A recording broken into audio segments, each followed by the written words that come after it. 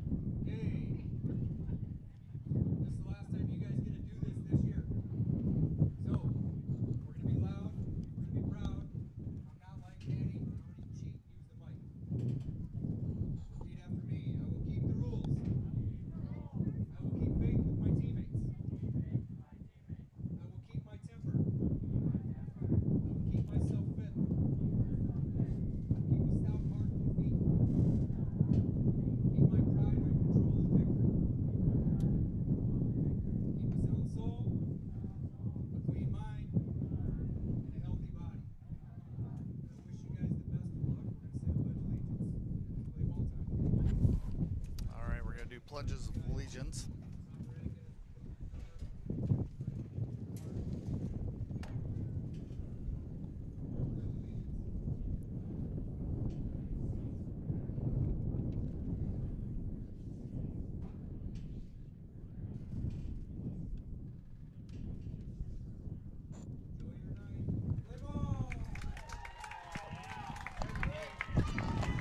All right, thanks for tuning in to Big Sioux Media.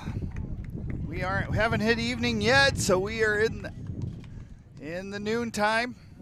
Hopefully we don't go till dark, Cole. Yeah. I got Cole Folken with me. He is the head coach of the Tri-Valley High School team along with the 17U team. Got the VFW Championship Tournament this afternoon here in Sioux Falls at the Sanford Complex. Tri-Valley came up with a top of the fifth inning win over Gregory County, winning 5-3. That was an entertaining game. Yes, it was, to say the least. It was kind of a pitching duel, and it pretty much came down to throwing errors. Yeah. I think Tri-Valley started up 2-0 after a botched throw. It was going to be a bunt. Pitcher tried to pick it off the guy on third. Third baseman was charging, throwing into left field. Both runs scored. Then Brett answered in the bottom of the fourth inning. Bottom of the fourth, yeah. Off a couple errors from Tri-Valley. And then Tri-Valley in the top five, they got one clutch hit, scored a run, tied the thing up, and then I think we had a guy on second maybe, and then just a little bleeder to the second baseman, went under his glove.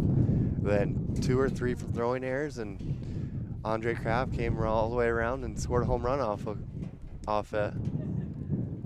Yeah, and then the Britton Lumberjacks took on Baltic. Baltic did not win their championship round. It was Sisseton, but since Sisseton couldn't be here today, Baltic got to play. So Britton is the number 1 seed for kind of this tournament, the VFW champions today, and Tri-Valley was seeded number 3.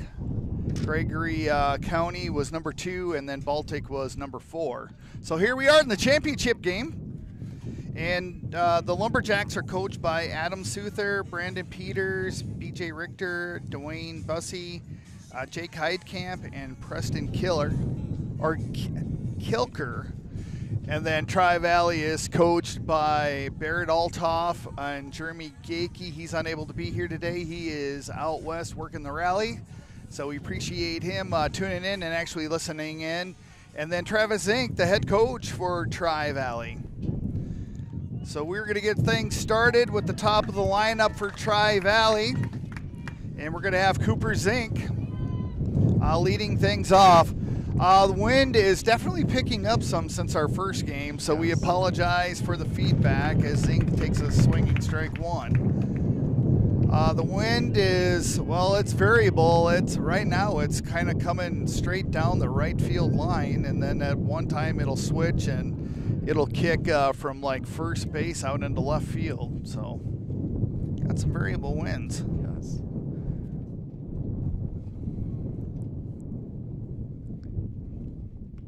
That one's tipped back for foul. Through the starting fielding unit here for the Lumberjacks here shortly. 1 ball, 2 strikes. Zink is going to drive that one out into right field, but backing up is the first baseman making the catch by Isaac Richter for out number 1. Now coming to the plate is number 5, Porter Amundsen. Doing the pitching duties here for the Lumberjacks is Liam Peters.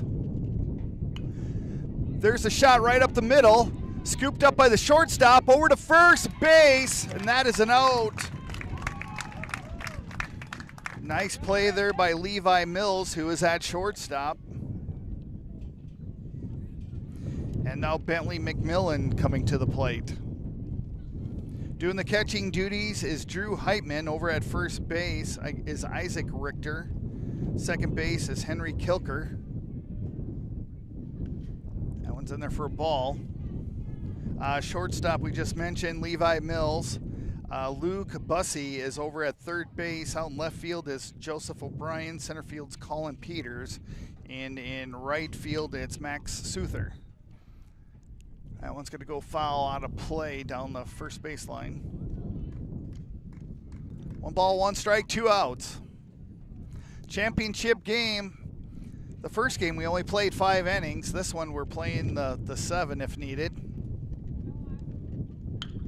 There's a drive. Oh, right underneath Mills' glove. And McMillan gets on base for the Mustangs. Shortstop just looks indecisive on that, whether to backhand it or try to flip his glove around, and flipped his glove around too late there. And now batting fourth is the catcher, Nolan Campbell. Got a lefty on the mound today for Brent, so stealing might be a little tougher, but I still imagine 2 outs here. You try it first pitch and just see.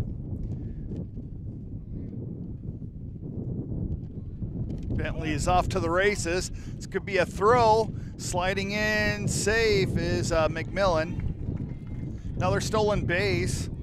612 stolen bases on the season for this Tri-Valley team.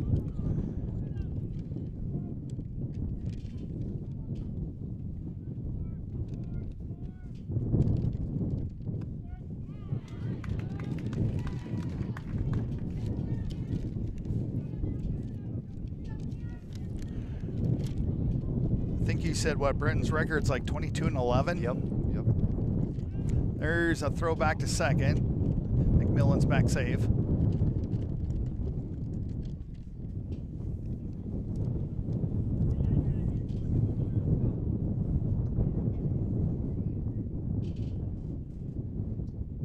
Oh, and 2 count. There's a drive out into left center field. That's going to drop in fair. That's going to bring in Tri-Valley's first run. Campbell's rounding to second. He's thinking about going to third. There's going to be a play on third. He's going to dive in safe with a triple. Nolan Campbell comes up with a big RBI here in the top of the first inning. Little different wind situation here, Cole. Yes. Last game it was blowing right in from center field. Now you can see it's kind of pushing it to the left a little bit. Trey Sorensen now at bat.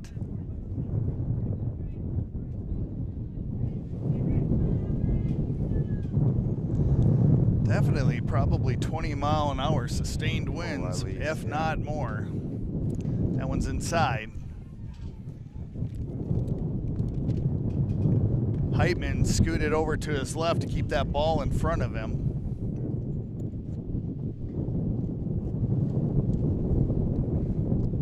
Sorensen gets a hold of that one. He rips it out, going back and making the catch is the left fielder for out number 3 was Joseph O'Brien. Man, that ball held up there for quite a while. It looked like it was in the gap right off the bat, and then that wind just kept pushing it over to the left side, right into his lap almost. So that'll do it. Tri-Valley leaves one stranded, but they get one run in here in the top of the first. We're heading to the bottom of the first.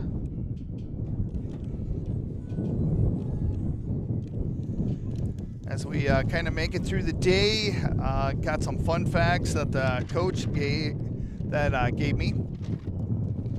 So Jake Samuelson is over at first base. Zink is over at second base. Doing the shortstop duties is Porter Amundson. And to get things started doing the pitching duties, looks like they're going to have Riley Thompson out there. Nolan Campbell is the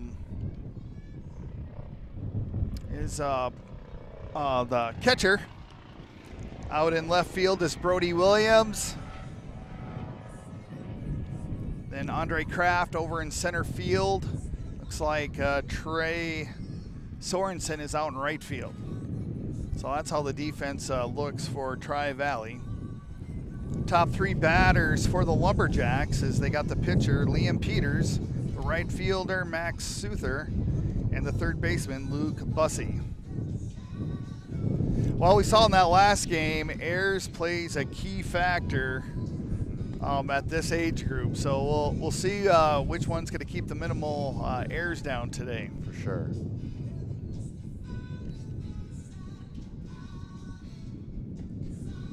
One thing to note too is our starting pitcher Riley. He threw, I think it was 47 pitches last game, so he's down to 48 pitches this game, and then he'll have to be done for the day, as you get 95 at this age group as a max for the daily count.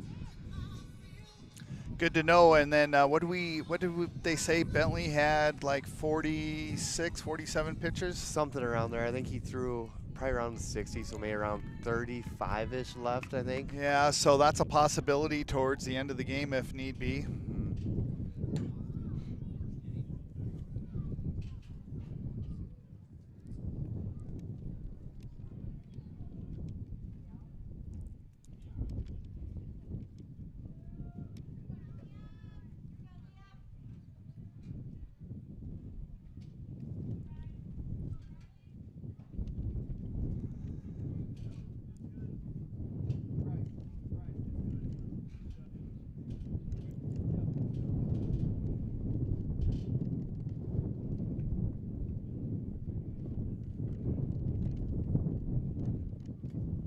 'What did he have to take off? His they wear wristbands to do steal signs and stuff. Oh, gotcha. Oh, so the pitcher has to remove it. Just gotcha. All right, Liam Peters batting left. Gonna get things started. He's doing the pitching duties today for the Lumberjacks. That one's outside for ball 1.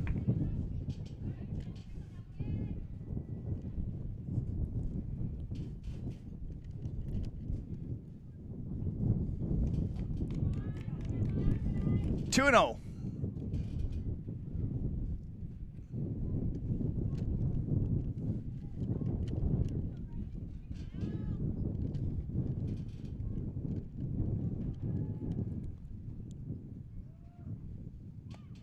That one's in there for a looking strike.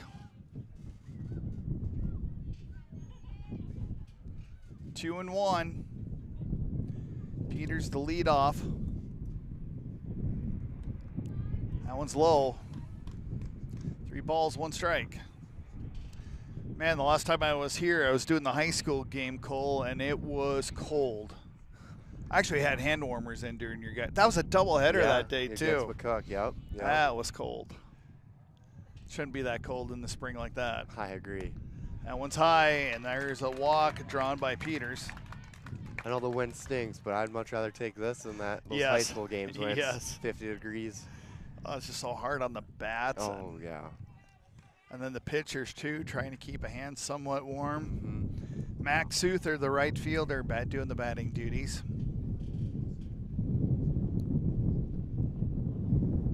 Peters kind of hopping to his right. He's got a hold. That one's popped up. Going back is Williams. It's going to drop foul. Whew. Wow, that one grabbed that. That was high, and the wind pushed it a long ways.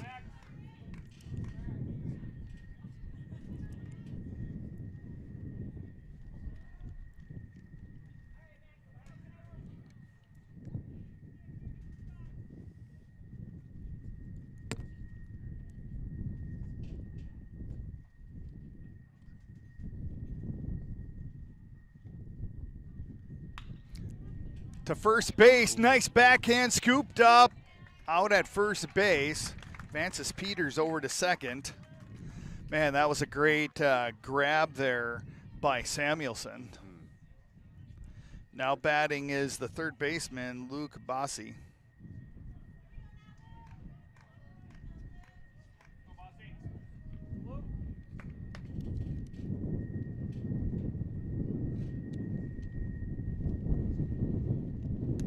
Outside.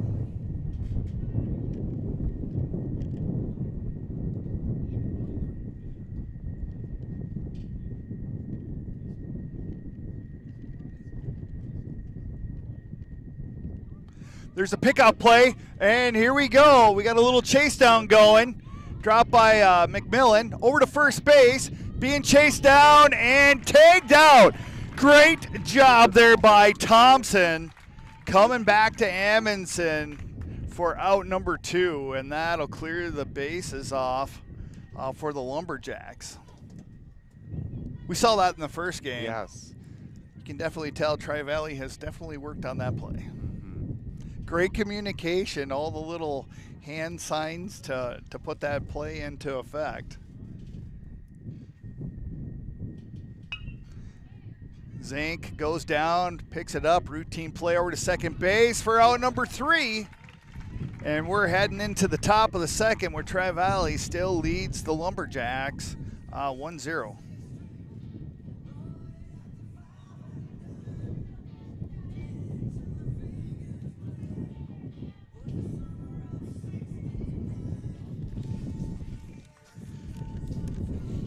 We'll do some other fun facts here. Thanks to Coach Zink providing these for us. The Tri-Valley's team for on-base percentage this year is .527. Wow. They are led by Bentley McMillan at 653, Nolan Campbell was at 625, Trey Sorensen at 566, and Cooper Zink with 545. We mentioned earlier they average about 13 stolen bases per game. Andre Kraft, he leads the way with 90. Wow. 90 on the season. And that's a record. Tri-Valley's got a record of 36-12-1. That's a lot of running. Yeah, it is. A lot more than I want to do.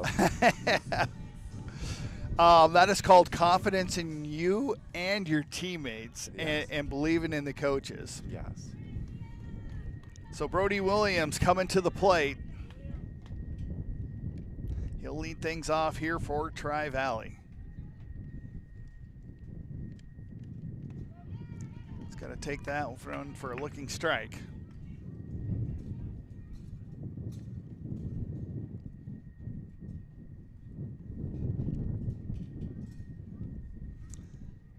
That one's high, 1-1.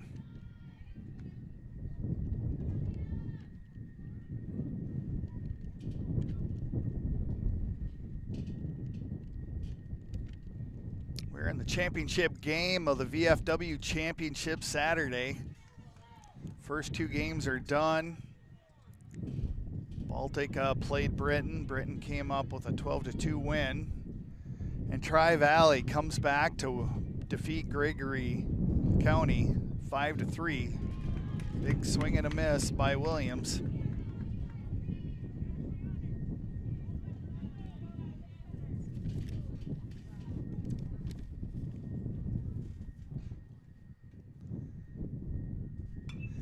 That's a pop-up. They lose it in the sun. It's dropped by the third baseman. by Luke Bossy, and that'll put Williams on base. That's his first time on base this afternoon. You can definitely tell the wind had played a little factor. The second baseman came up thinking that was going to be his ball and then drifted on third base side of things. Yeah, you know, we've seen it where, if you hit it high enough, these balls will drift 20, 25 feet. We saw that up at Colton, too, this year. Oh, yeah. Riley Thompson now batting for Tri-Valley.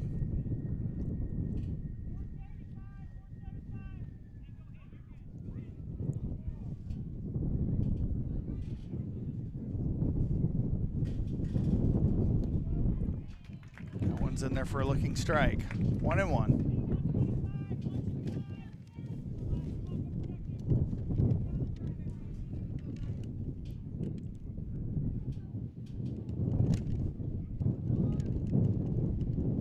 Throw back to first. Williams back in safe.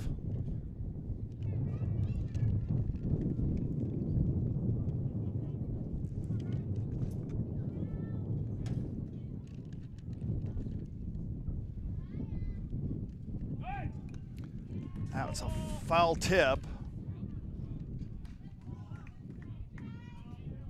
It's a foul tip, I would agree.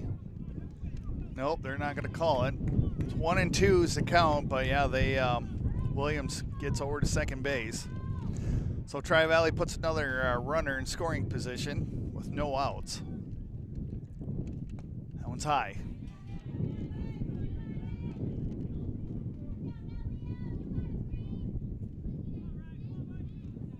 This will be the last baseball game of the season for Tri-Valley. Williams is running. Play down to third. And they threw Williams out.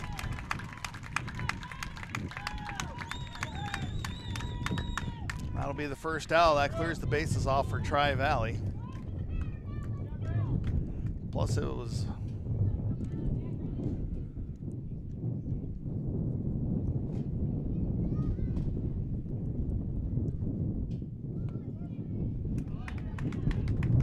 It's in there for a strike.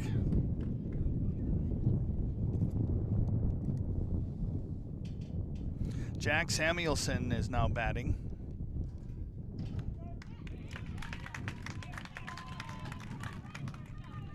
No balls, 2 strikes, 2 outs.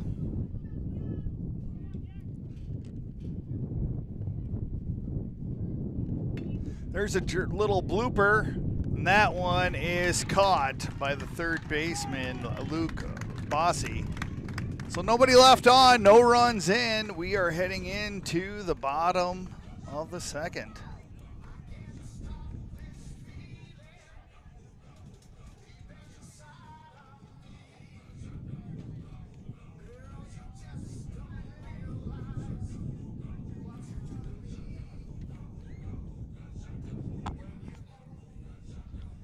Yeah, this win is going to have a big factor on this game. Yes, it is. You know, the other field we were playing on was blowing directly in. It's just like everybody was playing pretty shallow. Yes.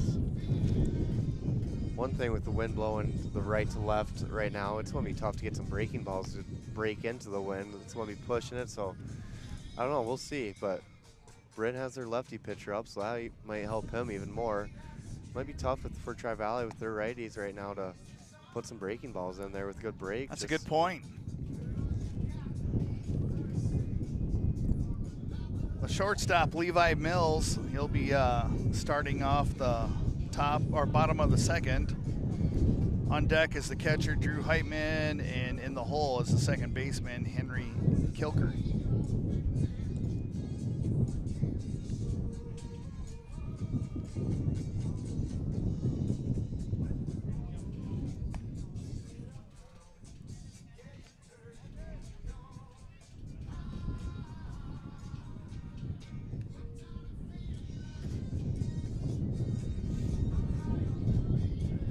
Balls are in. Throw it down to second to warm up Campbell.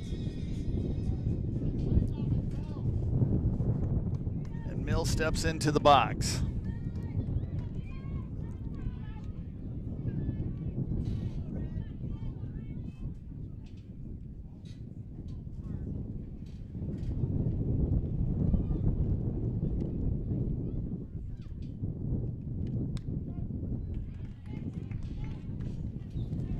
ask Tri-Valley players some fun little questions. One of the questions we ask is if you could tell a teammate one thing before the championship game, what would it be? Campbell's going over. That one's just going to go out of play. Cooper Zink's answer was lock in.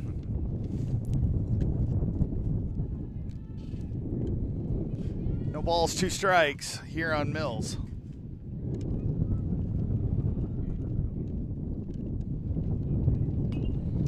That one slice and foul out of play.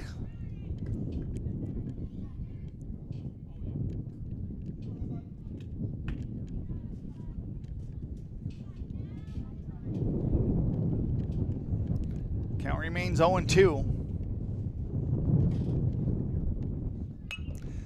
That's popped up. Kraft coming in center field makes the catch for out number 1.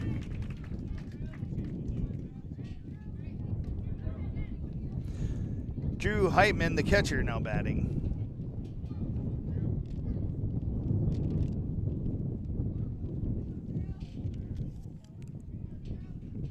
One out here in the bottom of the second. That one's high for a ball 1.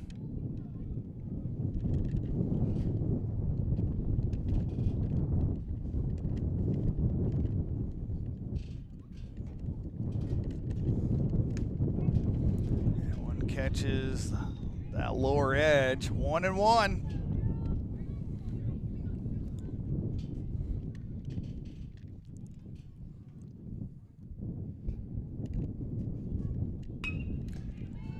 Zink lays out, knocks it down, a play, got him at first base.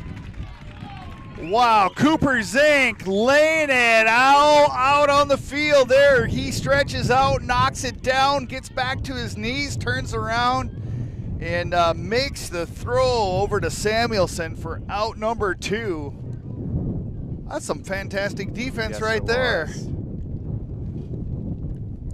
Henry Kilker now batting. Takes the first one for a ball.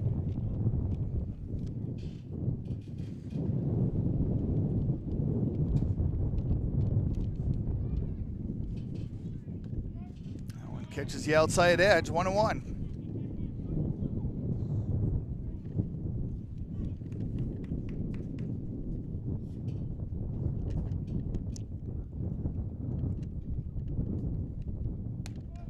That one's in there for another looking strike. With 2 outs, the count is 1-2.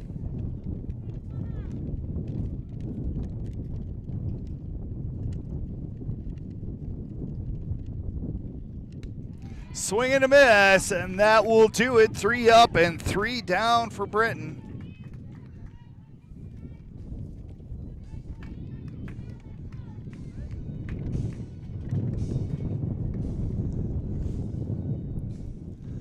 Well, we're through 2, Cole. What do you think? Honestly, kind of the same story as last game. Pretty good defensively right now. Offense hasn't been able to find any holes or anything yet, but I mean, I think, Britton has 2 errors on the day. Tri-Valley hasn't made a mistake yet, and that's the difference right now. We're off the game right now. You know, I think this is going to be the story for the rest of the game. Both these teams are very fundamentally sound, it looks like, for the most part. It's just who is going to make that mistake that's going to hurt the most. Right. I would agree as we head into the top of the 3rd inning. Liam Peters still doing the pitching duties. Mustangs have Andre Kraft that'll be leading things off, and then Leighton Gakey is on deck, and then we're back to the top of the lineup with Cooper Zink in the hole. You know, these championship games, it is all about the little details. It is. And when you have 4 great teams that have been playing here today, yeah, it's those little things, and then it's just that that mental tenacity. I mean, just to stay focused and, you know, do your job. And if something happens, how are you going to lift your teammate up? Yes. he is. I mean, there's going to be a mistake. That's his baseball. It is. Yep. And they're not. This isn't the MLB. This is 14U baseball. Just got to respond if you make a mistake, or if your teammate makes a mistake, go pick him up and move on. Gonna lay down a bunt down the first baseline. It's gonna stay. Oh. Did it hit like the batter? Oh, they're saying he was out of the box, maybe? Oh, yeah. I'm not sure what happened there. I completely missed that. All right, Leighton Gakey now batting, extra hitter for Tri-Valley.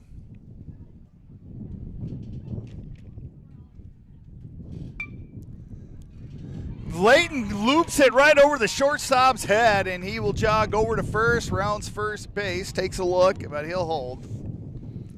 Gakey gets his first hit.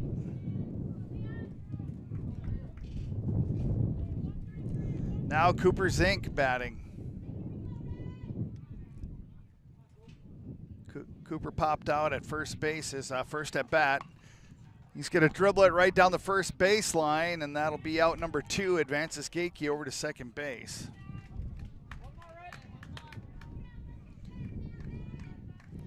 Porter Amundsen now batting. Grounded out to the shortstop.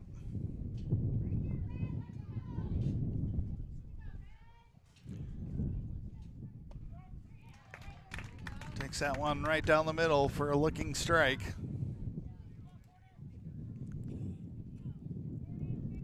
I like sitting up here. I can see a lot more. Yes. There's a pop-up. Gotta be running, you never know. This is one push real.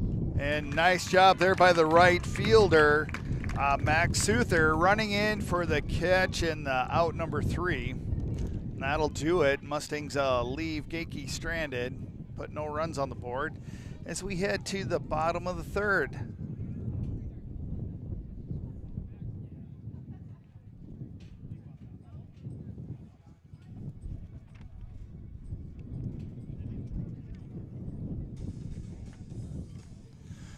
Oh, here's my groove. They got some Bon Jovi playing now.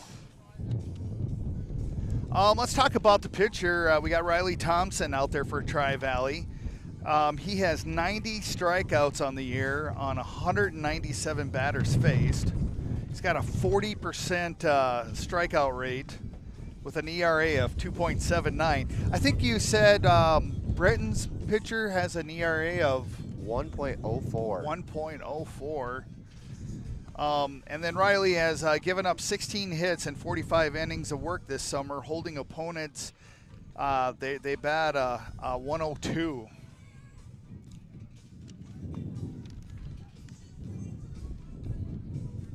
So they asked who spends the most time fixing their hair on the team. Since we're talking about Riley, his answer was Nolan Campbell.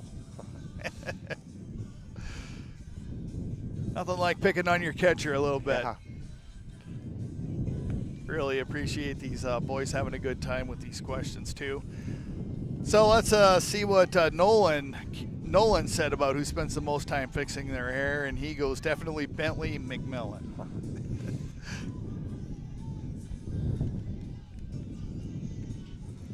Isaac Richter now the first baseman.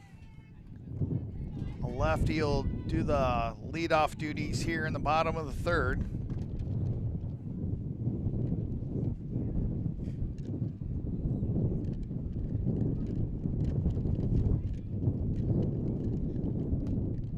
That one's in there for a looking strike.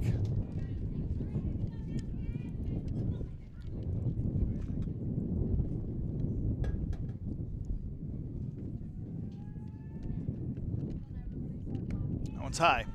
1-1.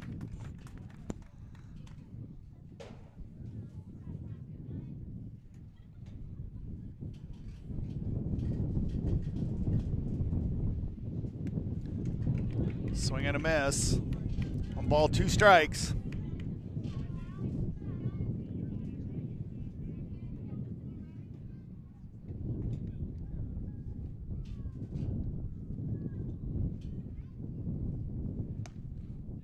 Ooh, that one just missed. Just missed. I don't know. From my angle, it looked like a strike, but I'm a little biased.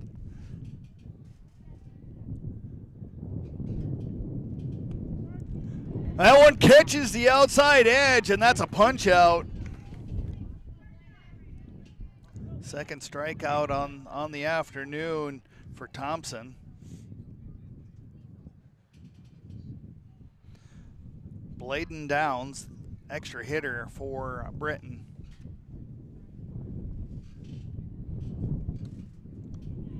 This is outside.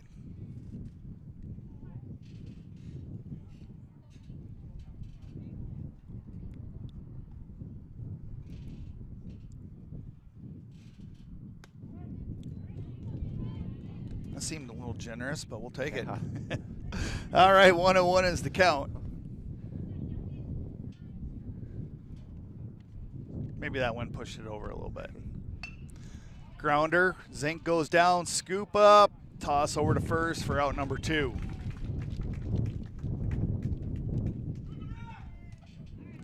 Colin Peters, the center fielder, now batting.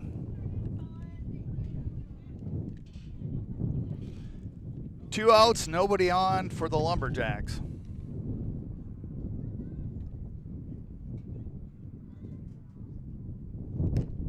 That one's high.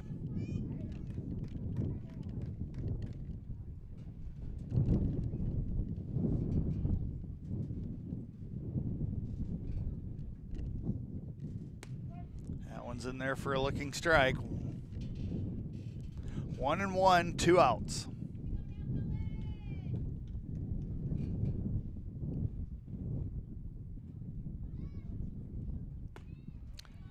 Big swing and a miss.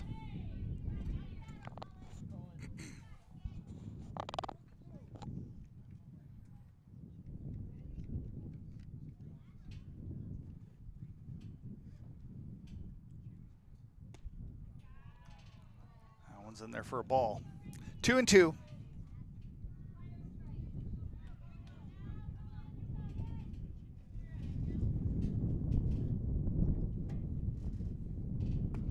And there's another strikeout for Thompson for out number 3.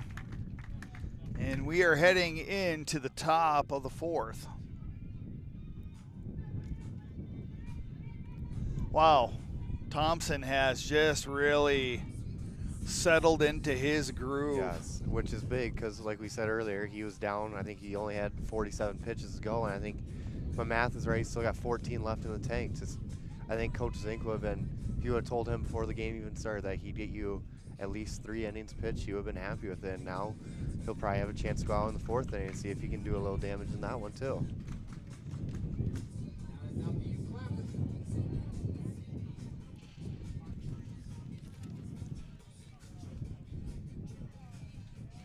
The team batting average for Tri-Valley, they've been averaging like 405 for the season.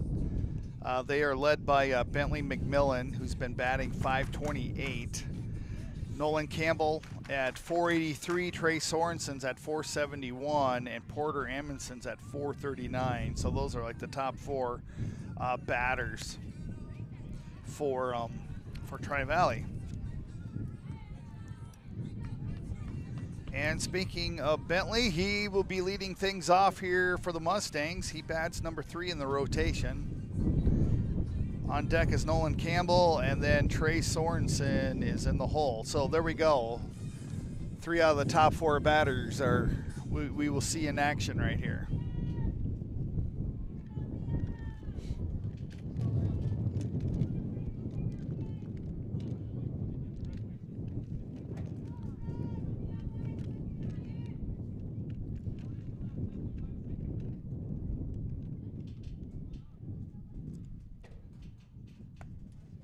Pretty much every defensive player playing right in their normal position, no shifts or anything. I am surprised with the left fielder how far over he is. I mean, playing straight up center or left field right now.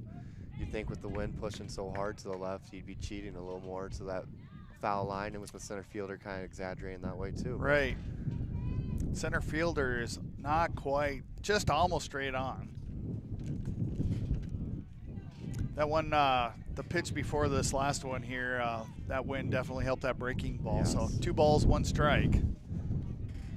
So yeah, those lefty pitchers.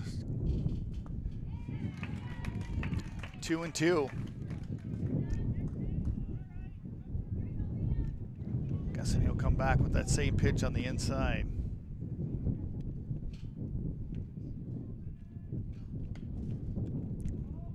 That one goes foul. Told you he was coming back with that same pitch. Yeah.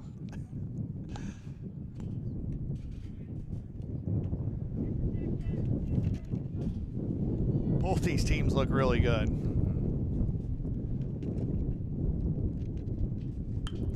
That one's popped up into center field. And making the catch is the center fielder, Colin Peters, for out number 1. You can kind of see just the way they're catching the ball that they're just having a tough time with that wind out there. He just kind of looked like, is it going to turn on me? Is it going to stay put? And just fell in his glove. Nolan Campbell now batting. Doing the catching duties for Tri-Valley. He really opens his stance. That one's high. Do you think that's something Coach Zink sees as a center fielder kind of creeping over to his left and yeah, for sure. Open Nolan up a little bit, see sure. if he can get ahead on that swing and drive it down the line. That's another pop fly. Center fielder tracking it, finds it, makes it.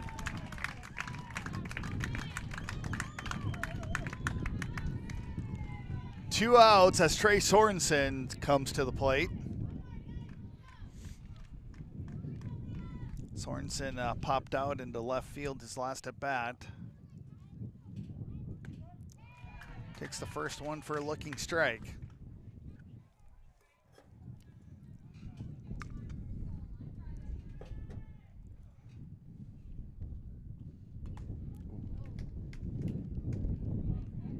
That one kind of hits the catcher. Have a quick break in action. I think that bounced back and hit his helmet on that foul tip.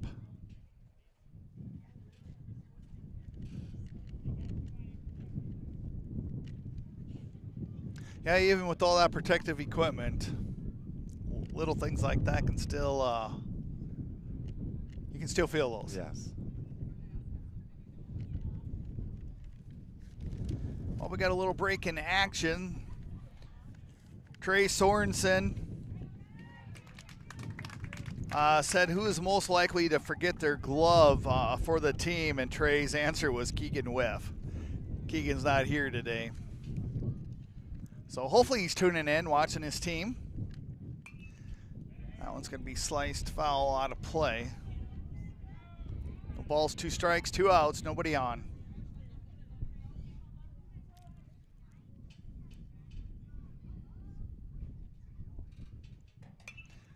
There's a pop-up. Second baseman goes over and makes the catch for out number 3. Nice catch there by Kilker, as he really had to go to his right.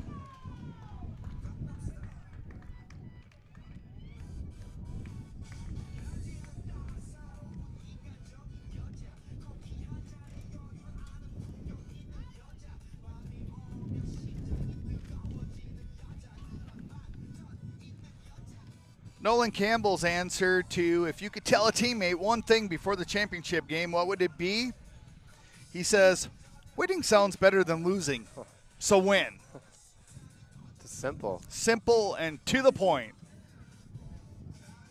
And with a 36, what was their record? 36-12-1. That is definitely a model that this team has been living by this year. They have played a lot of games. They're still smiling out there. Yes, that's the most important part. Kind of talked to a couple of players before the game. Always kind of fun to chit-chat. I know there's a few players out there that have had older siblings that for varsity basketball, softball, and football games we've called. So one of them said, hey, it's my turn to be called now. Yeah. So since both of his older siblings have graduated. I won't point out Trey Sorensen's name or anything, but maybe he said that. So we'll give a shout out to Carter and Haley helping your little brother along, even though he told me that he taught you two everything you guys know. Leighton Gakey out there. He has helped run camera on basketball games. I've always appreciated his help. Fun to call his name out. He is now out in right field. Leading things off is the left fielder for the Lumberjacks, Joseph O'Brien. It's a swing and a miss. So you said what? Now we're down to what, 13 pitches? 13 pitches, I believe. Man, if he could get one more out here, wow, that would be huge. Trying to lay down to bunt. There's a little pop-up. One bounce. Play it first. And got him. Great job there by Thompson. He was trying to barehand it, fell out, and he lasered one over to Samuelson for out number 1. Back to the top of the lineup with Liam Peters. He slices that one, and that wind is going to carry that one a long ways. Bounces over the fence on the field behind, or to the left of us.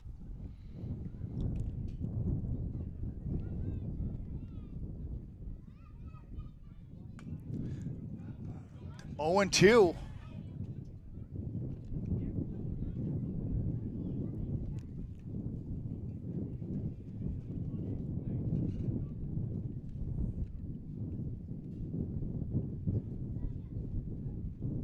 That one's outside.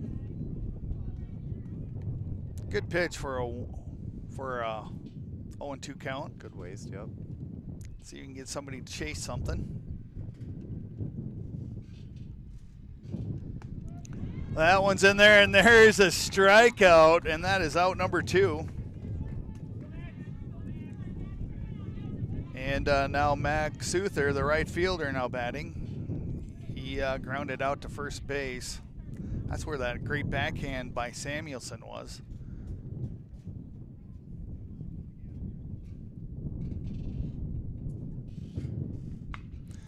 And he's going to outstretch, and he's going to drop that out into right field for a hit.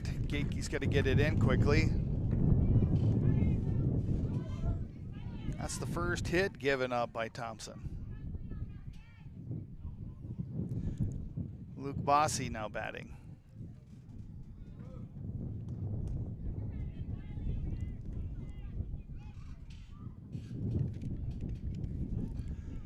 Two outs. Bottom of the 4th. There's the throw back to first. Samuelson lost it. Man, that was like a good pickoff play. Samuelson chases it down. Runner does not advance.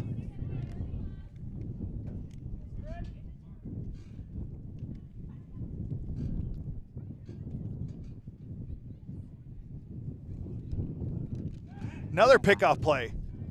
Safe.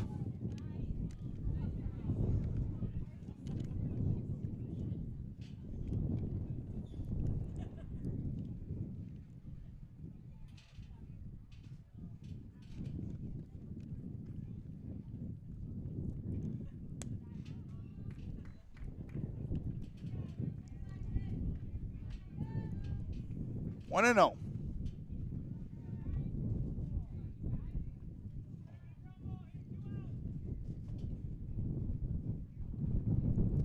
Two outs.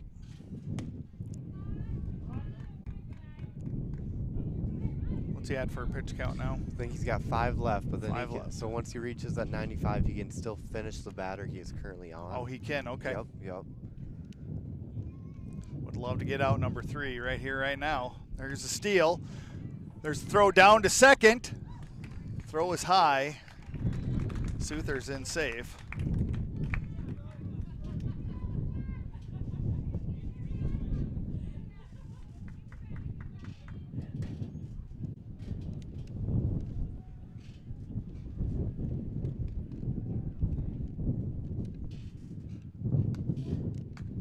Oh, catches the outside edge. 3-1.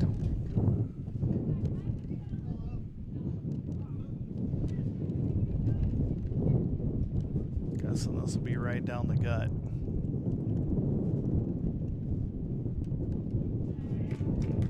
Oh, and that is a walk.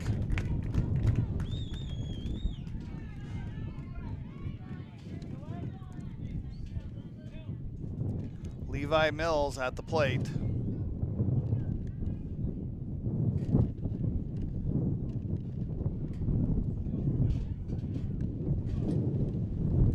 I think they're figuring out pitch count. I think they're asking how many outs there are. Scoreboard shows 1, but there's definitely 2 There outs. is 2, yep. Brian bunted back to the pitcher, and Peter struck out. So 2 on, 2 outs. That one misses.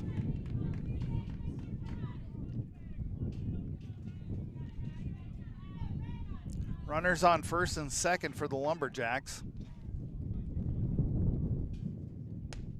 That one's high. I believe if my math is right, this means that will be Riley's last batter today.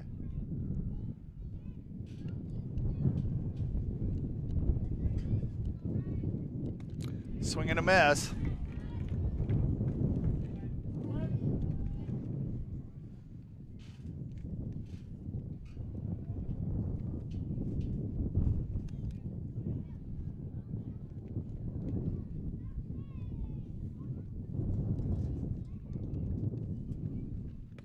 That one's right down the gut for another strike.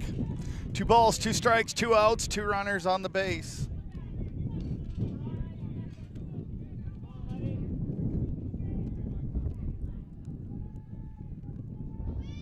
Runners are off. Scooped up. Play over to first. Got him in time. Wow, what a great charging in was Porter Amundsen. Scooped it up and gave a nice little shot over to first base for out number 3. So Lumberjacks leave 2 stranded, don't put any runs in. And man, I tell you what, to go 4 innings for Thompson on roughly, what was that, 30? I think 48 pitches. 48 pitches? Mm-hmm. Yeah, Coach Zink and Riley really have to be happy about that whole outing there. For sure. And while we're on the topic of Porter, I hear there's a family reunion going on right now with Porter's family watching out in Minnesota. Oh, hey. So that one's for you guys. Appreciate them tuning in. We appreciate our fans wherever they're at. That's the awesome thing about streaming is, anywhere you want to go. Yeah. We've had parents where they've been out of the country on a business trip, maybe a 6-hour time difference, but they are tuning in, watching their kid play.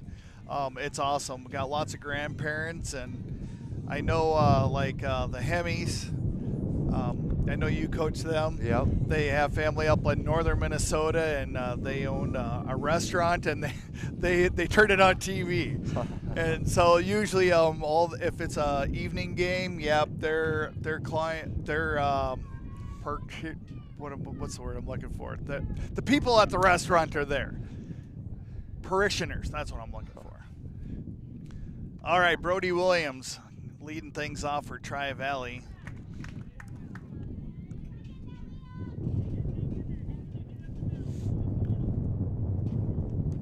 We are in the top of the 5th, and it is a tight game, 1-0. That one's going to be fouled back out of play.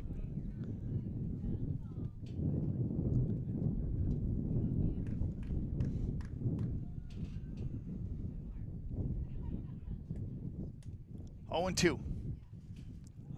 Way outside. 1 and 2.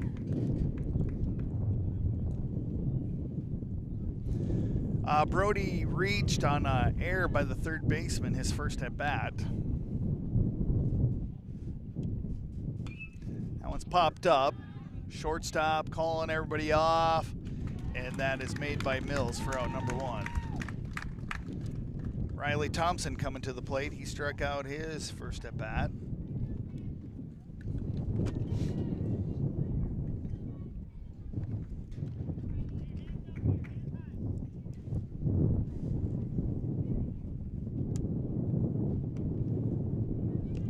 Breaking ball's high.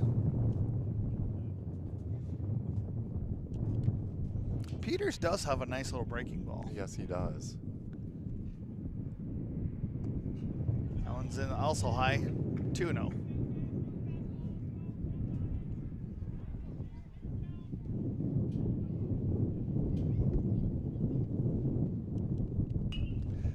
That one is sliced. That goes foul.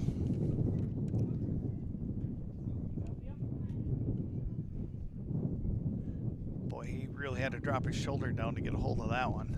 We'll say Britton's pitcher today has been doing a good job getting that fastball inside and trying to jam Mustangs hitters.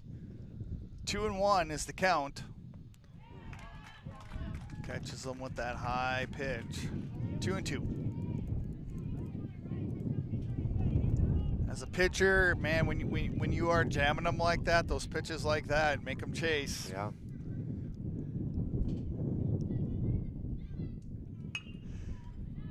There's a shot right up the middle, and Thompson's going to reach on a base hit.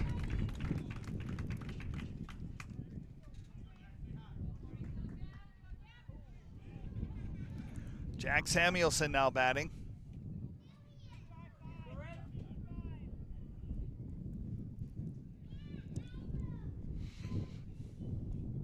One out, one runner on. We got Thompson over at first base. He's off to the races and bobbled by the catcher. Heitman couldn't hang on to it. He saw him going. So with one out, Tri-Valley has a runner over at second base. Nice line shot would be awesome for Tri-Valley right now. Ooh, he was looking for that one. 0-2. Samuelson got to protect the plate now. Another steal. That one's fouled. Thompson's going to have to take a jog back to second.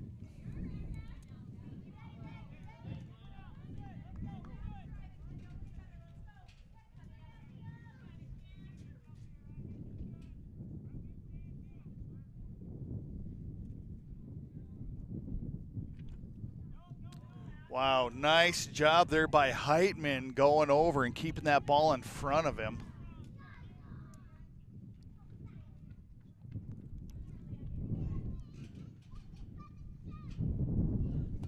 That one's inside. Heitman has to chase that one down. 2-2.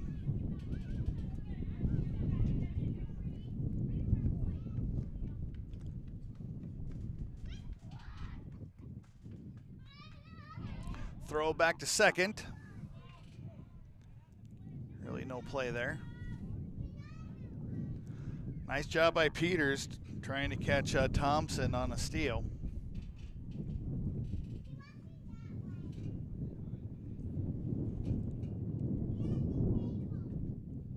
Thompson's got to hold off. Popped up. That one's just going to drop in front of Heitman, so that's foul. Count still remains 2-2.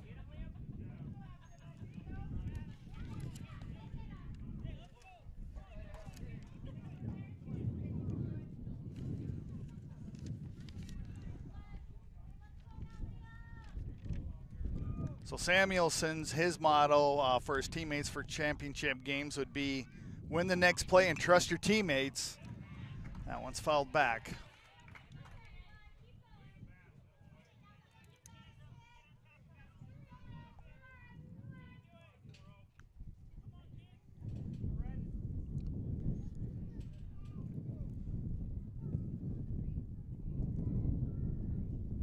That one's low. Heitman keeps it in front of him. Full count. One out, one runner over, standing over at second base. Great at bat here for Samuelson. Would love to be treated right here. There's a drive out into center field.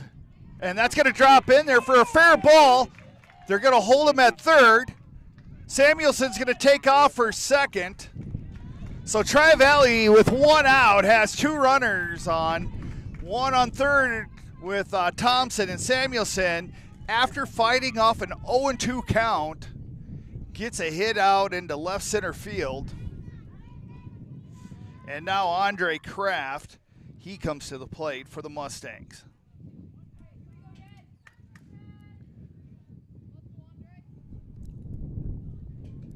I think I'd be looking for a bunt here from Andre, potentially with the infield playing as far back as they are. There's the bunt down the first base lane. Squeezes on. Mustangs are in safe. Thompson scores. Puts Kraft. Man, you look up the bunt in the dictionary right now. They're right there. Kraft laid down a perfect bunt, and then his speed. Leighton Gakey now strolls up to the plate with runners on the corners, and Tri-Valley scored another run. Opportunity knocking. Oh, there's a play. Oh man, Kraft is so fast. They threw it back to first, caught Kraft cheating, and there was no play at all.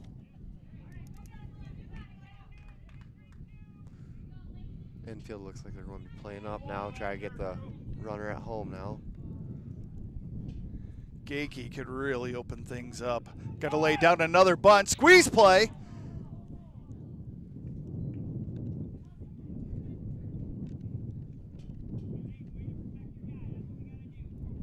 I didn't see where he got hit.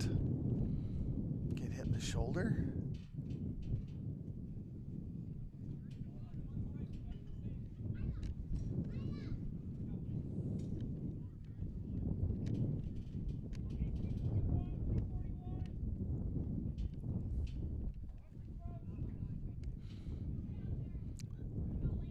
They're looking for this squeeze play. They're going to try it again. Gakey outstretches. 0-2 now on Gakey.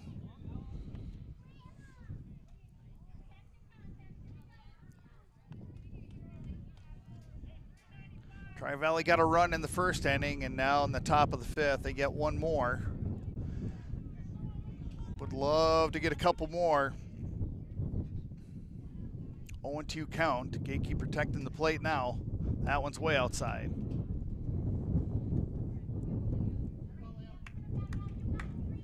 Try to put those squeeze plays on. Definitely puts a little pressure on the pitcher because that is in the back of his mind. That one's outside. 2-2. I will credit Leighton too as well, because squeeze plays on and he had two tough pitches to try to bunt. Just knowing you got to put your bat on it just in case, because you let it go to the catcher, that's a for sure out at the plate. Gakey's got to pop it up. That's going back out of play. Count remains 2-2, one out.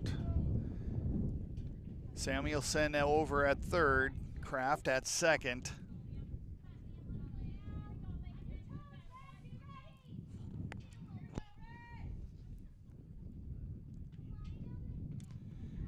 Gakey swings. Oh no, he tipped it. I think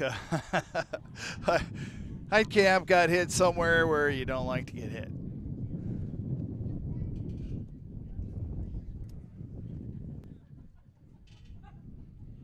Good sportsmanship there by Gakey, helping him out, gives him his helmet back.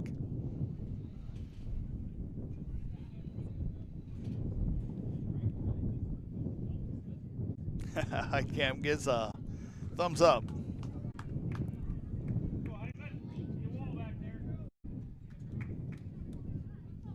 Heitman, he's doing a good job behind the plate.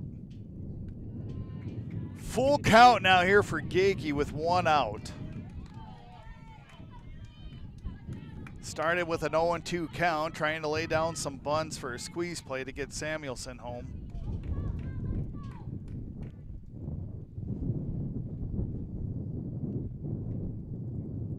Gakey's got to push that one foul over the third baseline. Goes into the other field. Man, that wind really pushes that over there. Does.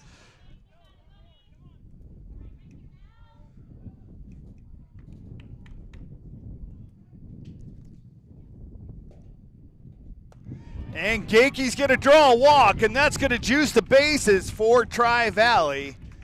And we are back to the top of the lineup with Cooper Zank, and we got a timeout here by Britton. What an excellent bat by Gakey there. I mean, to start off an 0-2 count, because like we said, the squeeze plays were on, so he had to throw his bat out there and just at least get contact, foul it off or something to save a run. To go from 0-2 to get a walk after fouling off 3 or 4 pitches on top of the 2-8 that fell off right away. That was a great at bat, and it takes their pitcher's pitch count up probably 10 pitches just in one at bat. That was excellent from Gakey there. That excellent. was really excellent.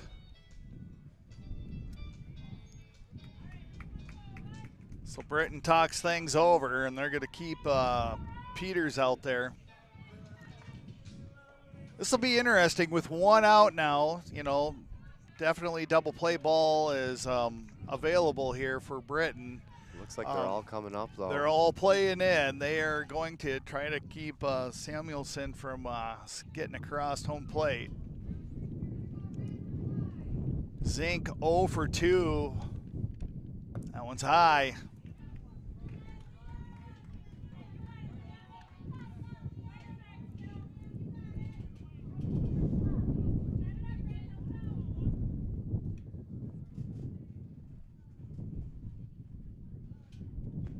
Swing and a miss. And Zink is one of those hitters, too, where he can just loop the ball right over the infield. And you got Kraft over at second base, and we know how fast he is. Throw back to third. Samuelson's back safe.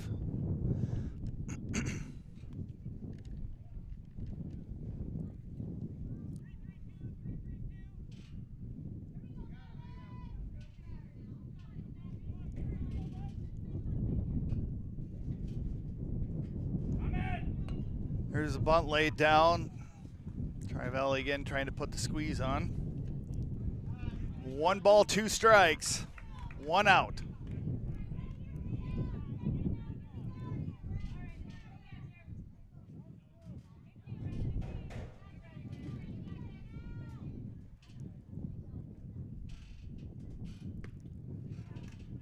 That one's way outside, 2-2.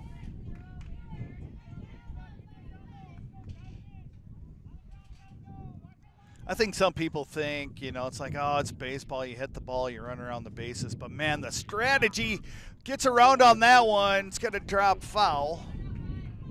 But the strategy in situations like this, it's just like, you know, trying to figure out what's been working for the pitcher. Yep. Knowing the speed of your players. Now here we are with a 2-2 count. That one's high. Full count. Walk is a run. I think Peters has got to go back to his breaking ball. That's been working really well today. I think you just have to go fastball here and force. You just don't want to walk around in. You want to force Zink to put the bat on the ball here. And he is going to hit it out in the center field. Wow. Great catch! Running in and making the catch was Colin Peters. That was a fantastic catch for out number 2 on a 3-2 count. Good swing of the bat by Zink.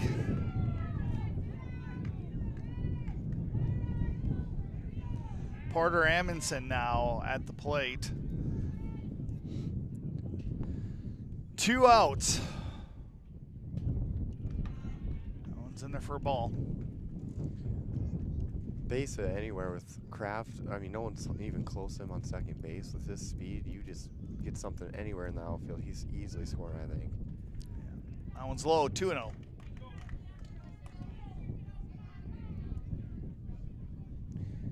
Even Gakey on first base is getting a third of the way off. Yep.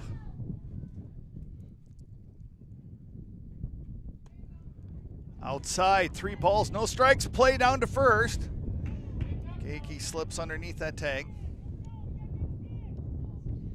Yeah, Gakey's going to have to watch Richter's kind of sneaking in behind him.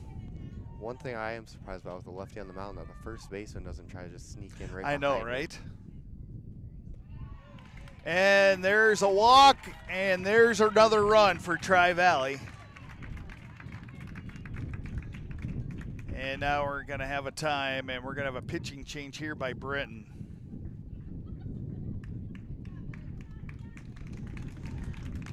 Good job there by Liam Peters.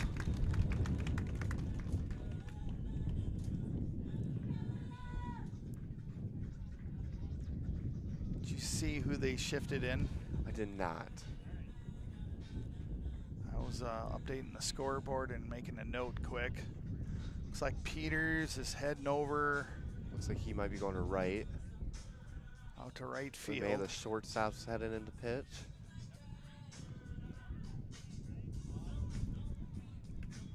Bossy just shifted over to short.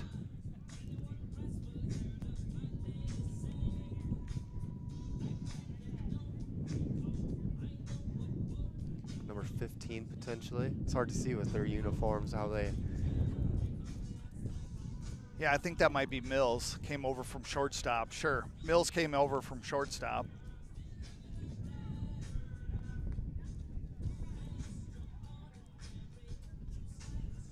All right.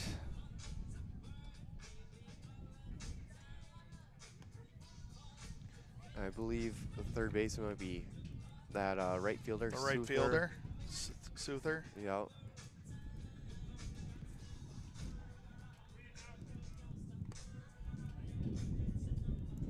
Yeah, then the third baseman, Bossy, shifted over to shortstop.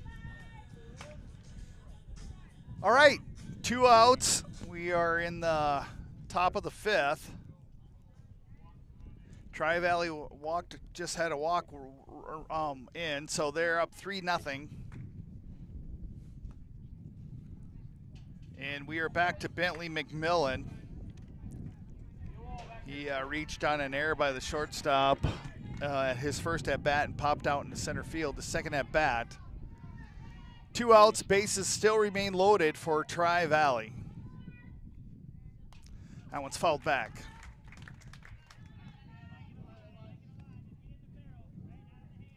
That was Bentley's pitch right there. Yes, it was.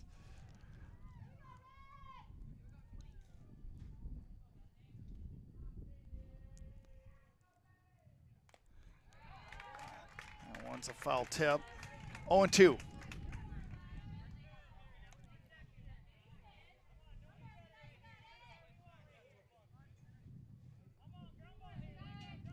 You got some wheels out there on all 3 bases. Oh, yeah. You got Kraft over here on third now. And, man, what a big strikeout there by Mills for out number 3 with bases loaded. But Tri-Valley does get a couple more. They lead 3-0 going into the bottom of the 5th.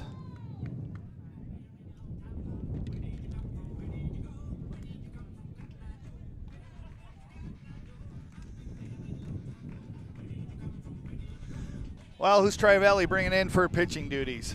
Looks like Zink potentially. Zink is. Cooper Zink shifting over from second base to pitcher now. Great outing by Riley Thompson.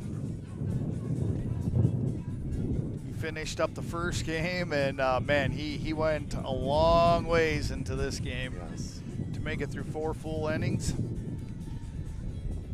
All right.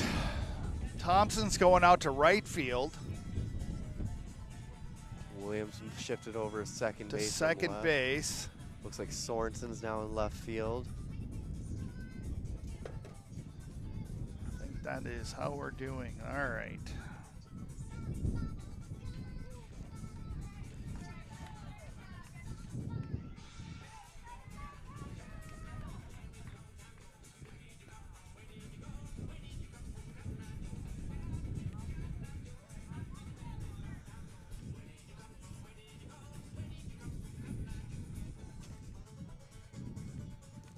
And then the catcher, Drew Heitman, will get things started here in the bottom of the 5th for Breton.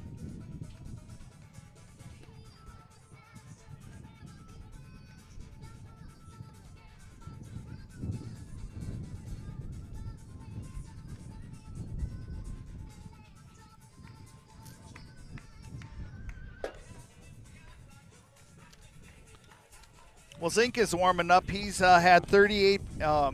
He's pitched 38 innings, 40 strikeouts, and 179 batters. And this summer, he is holding opponents to a .245 batting average.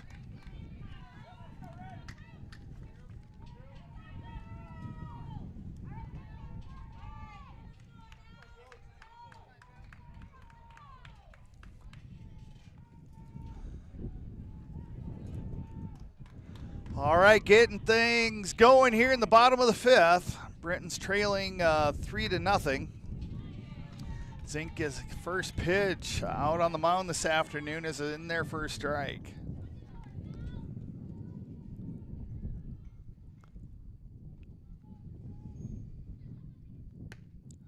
Ball.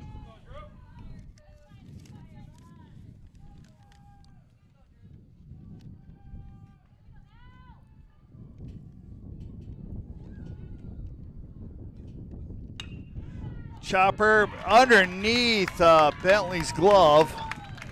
And there's a hit to get things started here in the bottom of the fifth.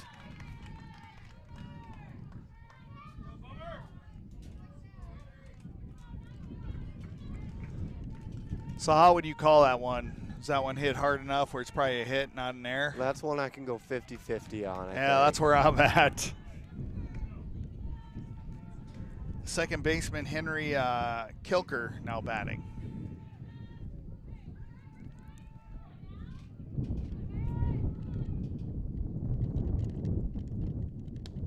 Swing and a miss.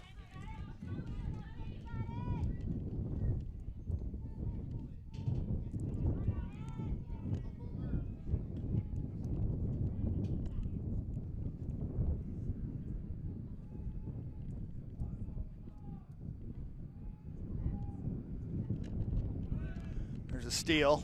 Throw down to second. Throws high. Heitman is in safe.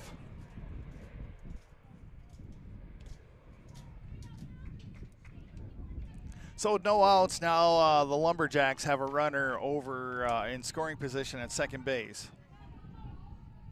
Heitman.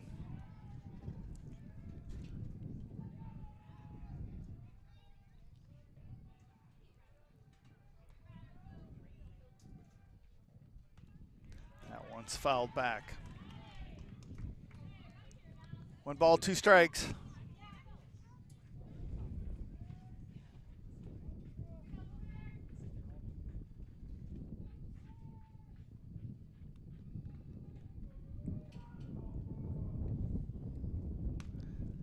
One's inside.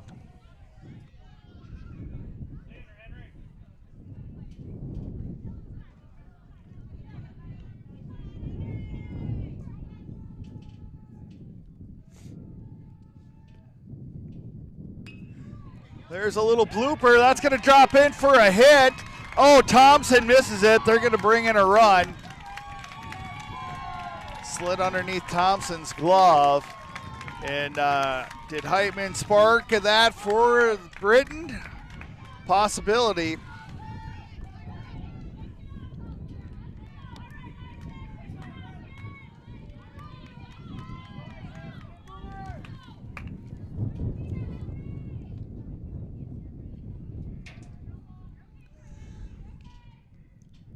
Score is now 3-1. Still in favor of Tri-Valley, but no outs. Trying to lay down a bunt, goes foul.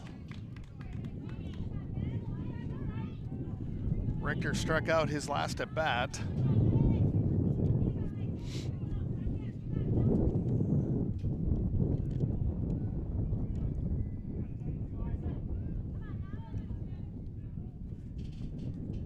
Kilker got a big hit. He's over at first base. He scored the first run for the Lumberjacks.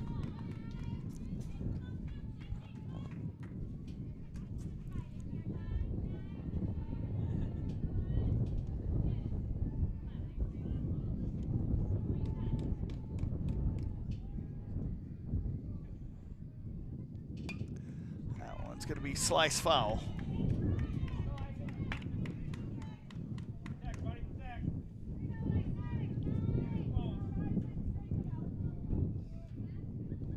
One and two's the count, no outs, 1 runner on first.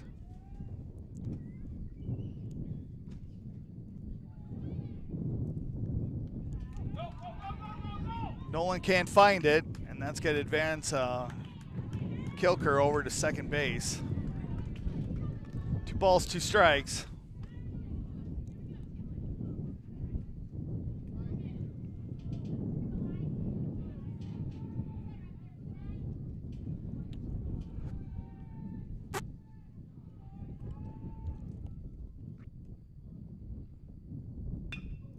Right back to Zink. He's going to take the lead runner at third base, and they're going to get it in a chase down.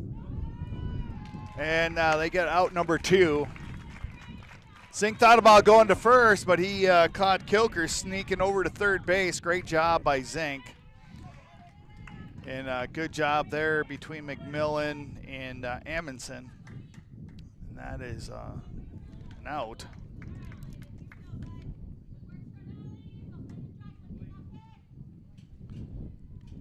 Bladen Downs now batting.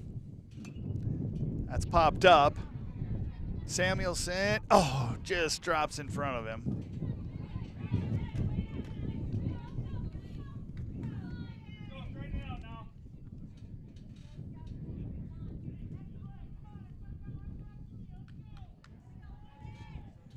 One out here in the bottom of the 5th. Richter had got over to first base on a fielder's choice. There's a steal. There's a throw down to second. Oof. That was pretty close. He was in safe.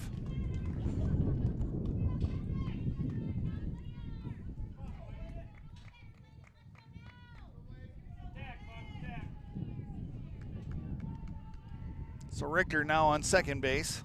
Count is 0-2. And there's Zink's first strikeout of the afternoon. Cullen Peters now batting center fielder, made a great catch at the top of the 5th.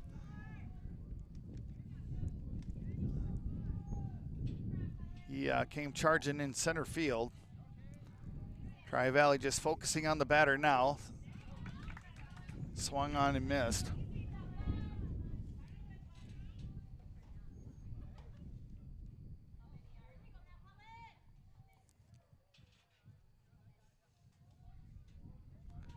Geez, wind is calming down a little bit right now. Don't jinx us. I've been known to do that once in a while. Not gonna lie.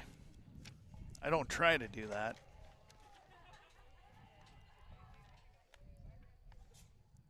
That one's outside.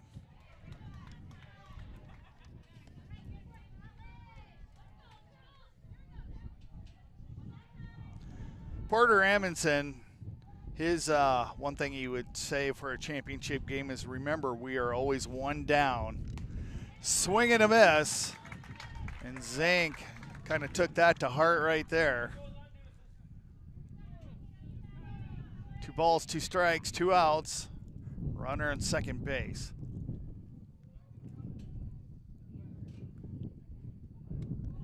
One's outside. Good pitch call there, trying to get him to chase. Now we're in full count. Runner will be off to the races here on this delivery. And strikeout number 2 for Zink, and that's a big one. However, the Britton Lumberjacks do bring a run in. They do leave one stranded, but Tri-Valley still maintains a 3-1 lead as we head into the top of the 6th.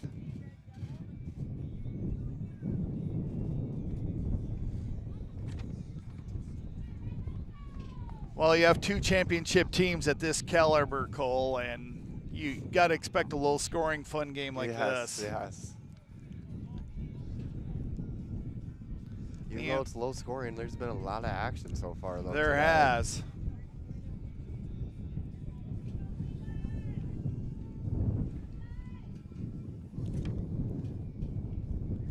Levi Mills came in the top of the 5th to relieve Liam Peters, and he is back on the mound.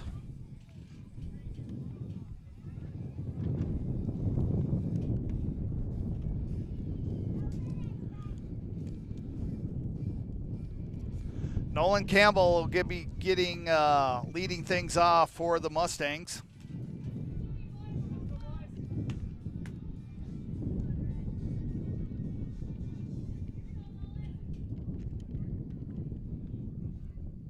Man, what else would you want to be doing on a Saturday afternoon? Exactly. Some great baseball, championship. It's kind of like the champions of the champions playing right here. Yes.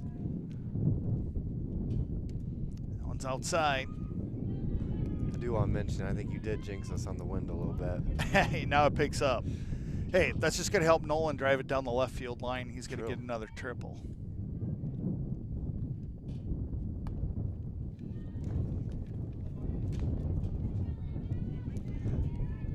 Nolan had a triple his first at bat.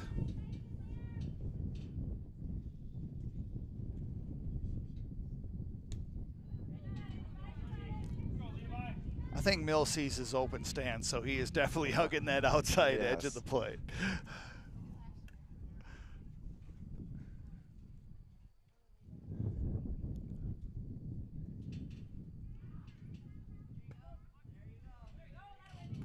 Three and one is the count.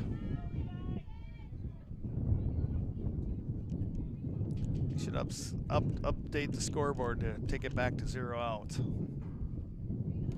And Nolan's going to draw a walk.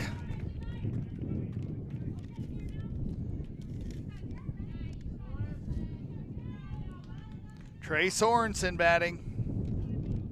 Couple pop out. He's 0-2.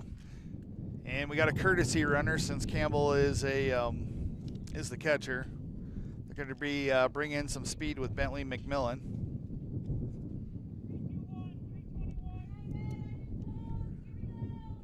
Sure, this has to be a steal on the first pitch, no outs. I would assume so. Gone. They're going to try. Bentley's in safe. What is that, like 62 stolen bases on the season? He had 61. Did he have a steal in the other game? I think he had one. One? Before, yeah. So he's probably at 63. Good job, Bentley.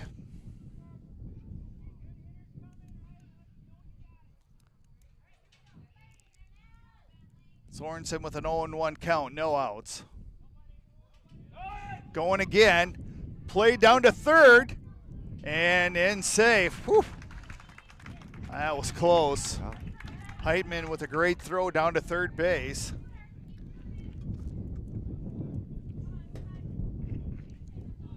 Two pitches, two steals. 1-1's the count. That one catches the lower edge for called strike 2.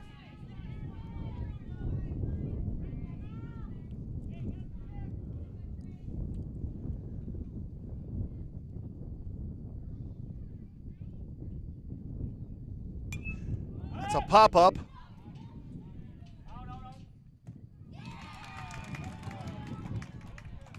No catch. Hit the net. I'll give kudos to Heitman for that one, though. He tracked it all the way into his glove. Doesn't count, but I'll still give him credit. Or give him kudos anyways.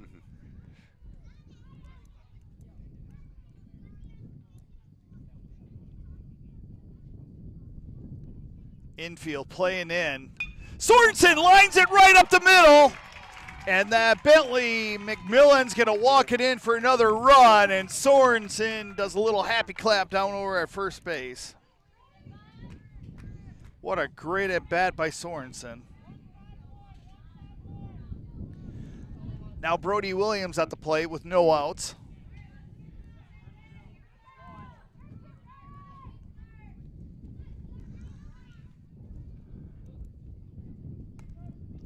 Takes that one for a looking strike. Sorensen gets a base hit up the gut. Brings in McMillan. Tri-Valley 4, Britton 1. Throw back to first. Sorensen's back safe.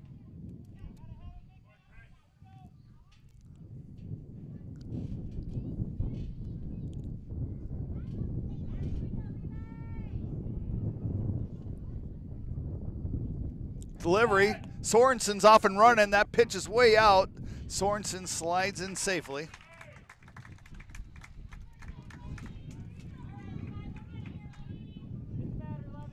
That takes the double play ball out of the picture.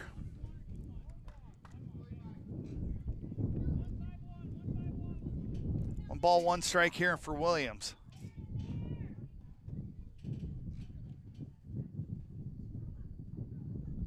That one's going to go foul down the right field line. 1-2.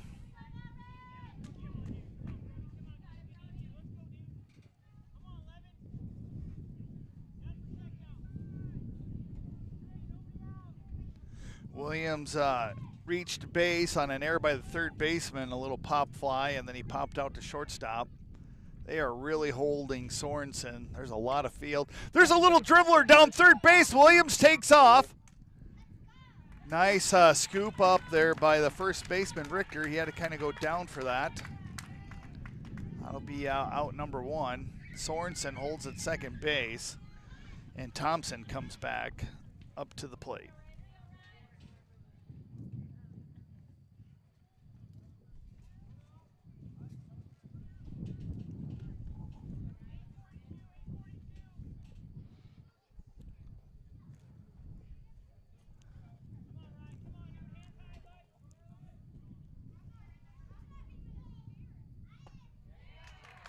Big swing. No contact. 0-1.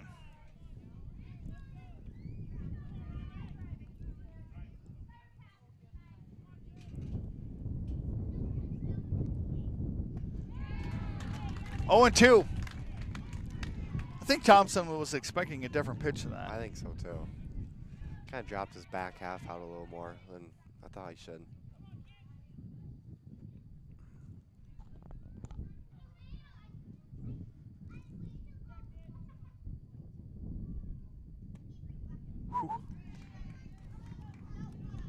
One ball, 2 strikes, 1 out. He didn't even twitch at that breaking ball, and that was a good pitch. Good 0-2 to see if you can go get him to chase, and Riley didn't even flinch at it.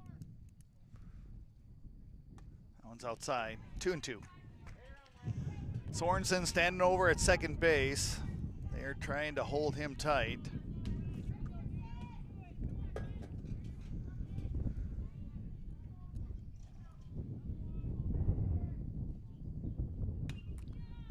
Fouled.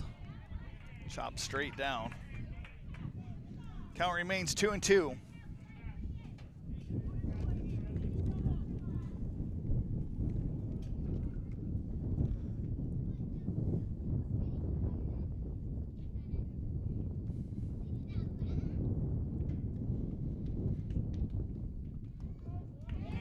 Oh, there's a punch out. That catches the outside edge for out number 2. Samuelson coming to the plate.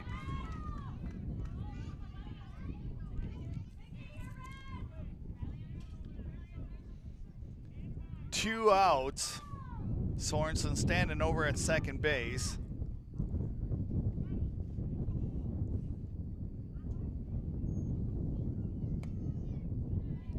That one just misses.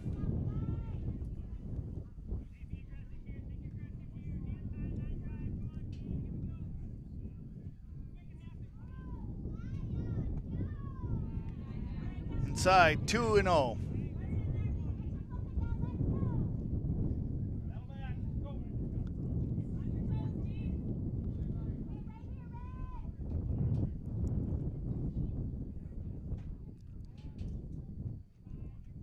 Delivery.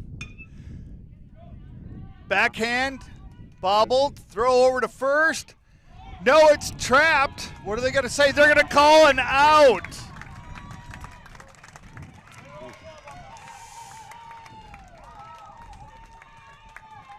Coach Zink and Althoff want to have a little chit chat with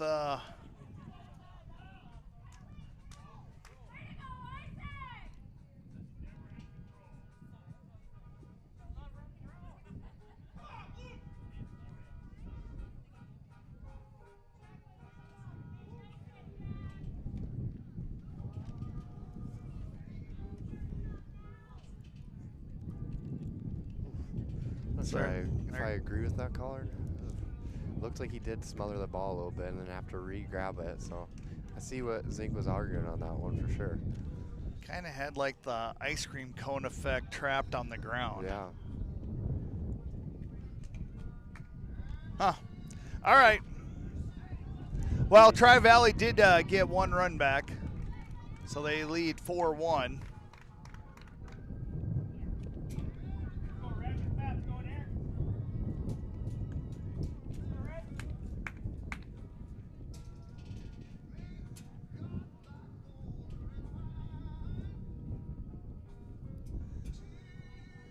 All right, we're in the bottom of the 6th.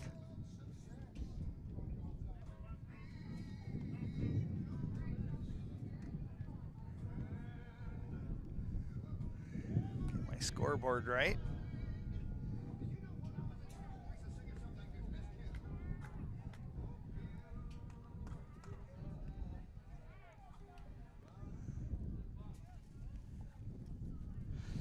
Joseph O'Brien, the left fielder, now batting.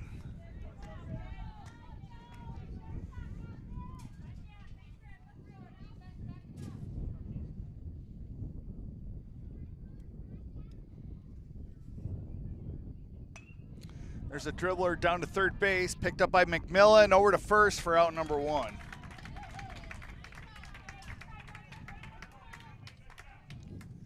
To the top of the lineup with Liam Peters. He had a walk and a strikeout on the afternoon.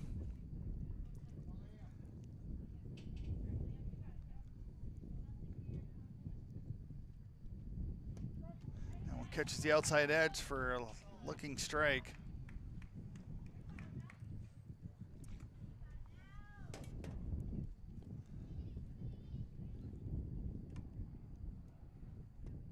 One's outside, 1-1.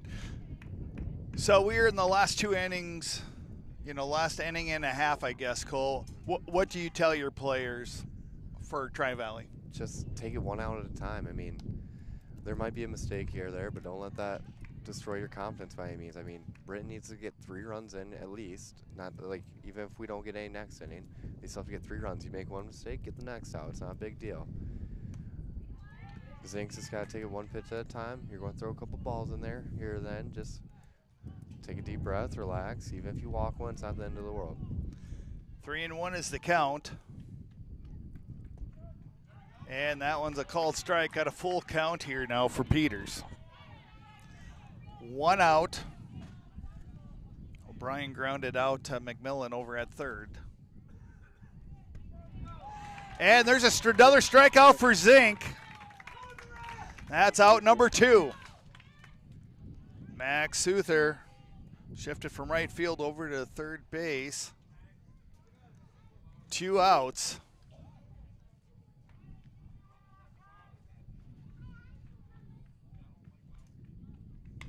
That's popped up. Kraft going over to his right. Drops the ball, kind of lost it in the sun and that wind making it drift over.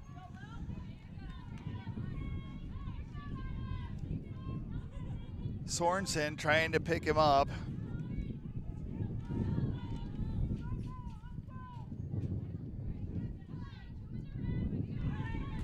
And Luke Bossi. He is at the plate with 2 outs. Throw back to first. Souther back in safe.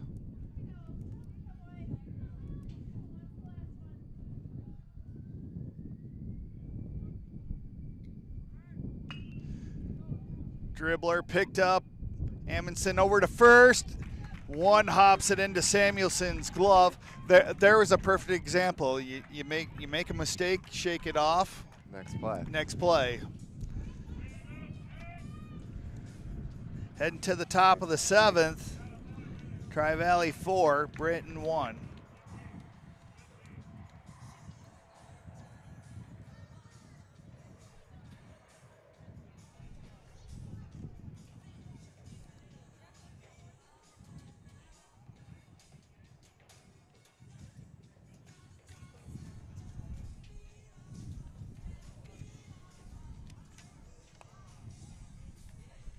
Coach Zink had a little statement that I was going to read for everybody.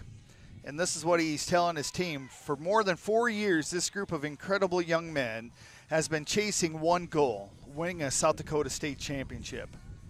We just came up short in the state semifinals 3 consecutive years, making this journey even more meaningful.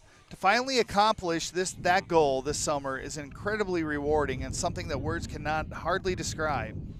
This championship is the result of countless hours of hard work, dedication, perseverance, and a commitment to one another. These young men never stop believing, even after the heartbreaks along the way, and they have proved that hard work truly does pay off. Having the opportunity to coach this team and to be part of their journey is something I will never forget.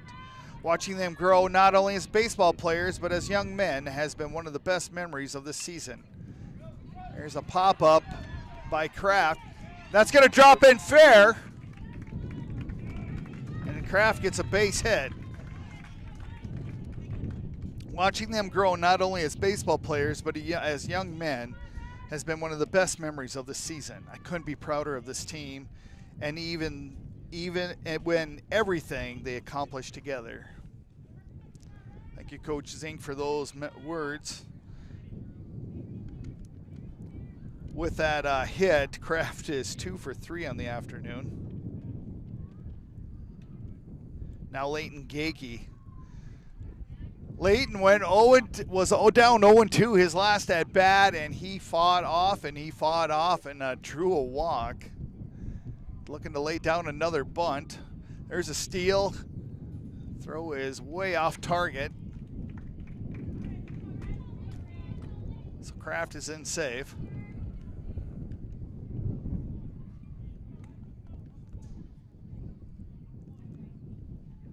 We're in the top of the 7th. Right side of the infield comes in because they're not holding nobody. Gakey is going to be off the glove of the pitcher. Long throw over to first base. There's a play to Kraft. Kraft is going to take off to come to home, and he will walk in. So Gakey with a line drive up the middle off the pitcher. They make a play at first base. And the first baseman, Richter, tries to throw Kraft out at third, and he has a throwing error. And the Tri-Valley Mustangs put another run on the board. Always appreciate those assurance runs.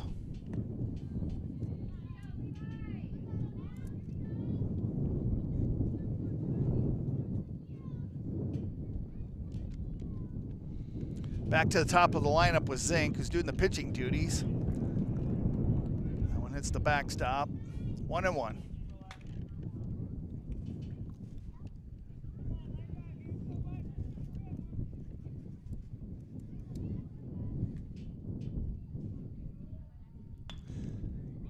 There's a little pop fly, backing up. And that is off the shortstop's glove. And that puts Zink over at first base with 1 out. Porter Amundsen comes to the plate.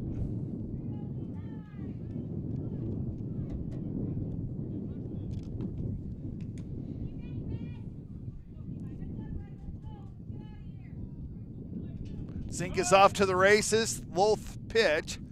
Zink slides in head first, and he is safe. Tack on another stolen base for the Mustangs.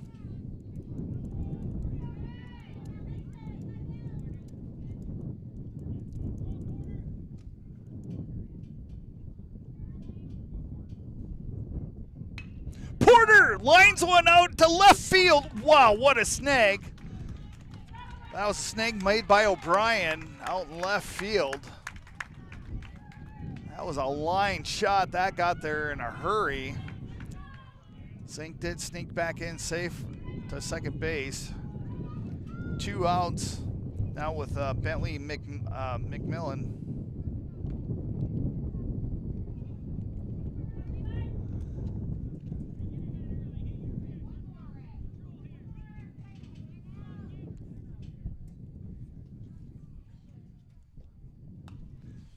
That one goes back out of play.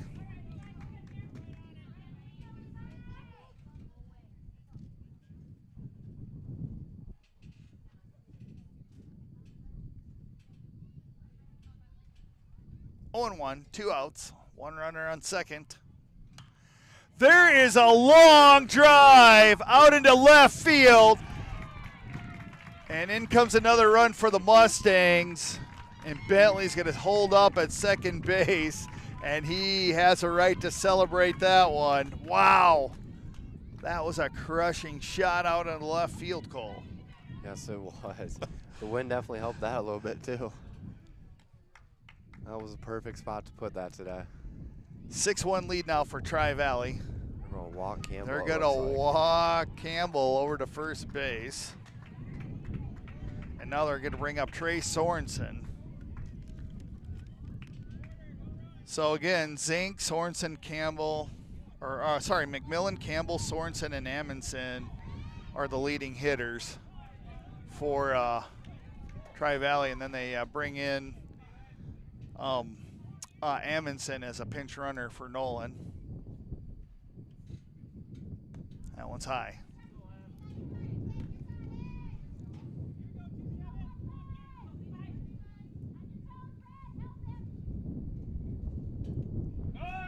There's a pickoff play, and that'll be out number 3.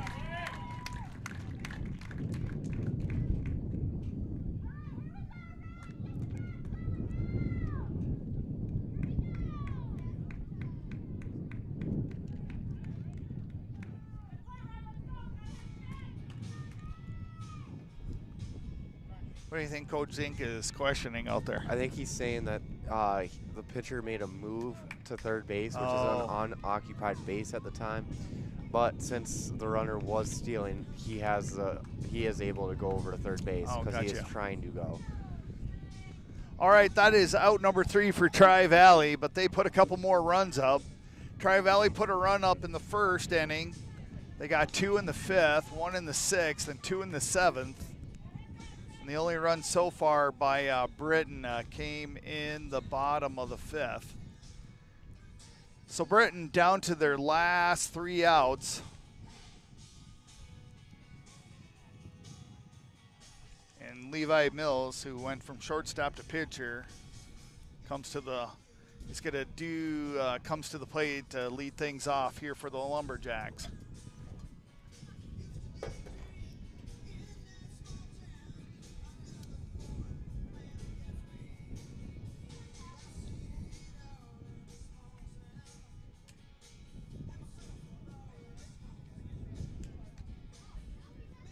What's the best way to describe this thing for Tri-Valley? Methodical?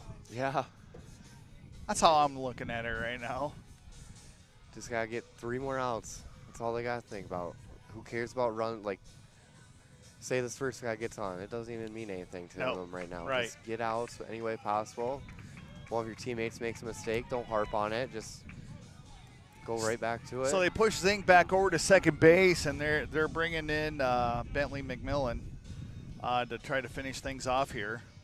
He started the first game for Tri-Valley, and then they pulled him out, and I think you said he's got, what, 40? Yeah, 35, 40 pitches, somewhere around there. Yeah, somewhere.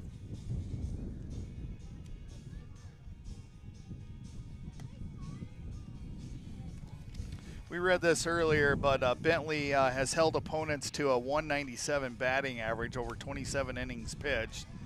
Gave up 19 hits all season and holding opponents, to that 197 batting average. It's crazy.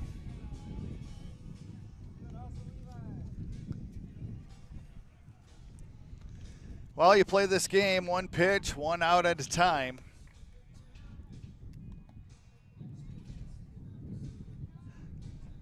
So today's matchup is kind of like if you ever pay attention to soccer worldwide. You got like the Premier League, you got all these different countries that have their leagues, and then kind of the end of the season is the Champions League. They take the best of the best and they play each other, and this is kind of where we're at today. Yes.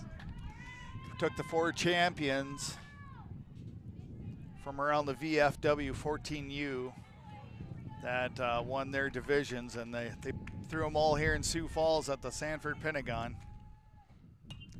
There's a pop-up. That goes back out of play.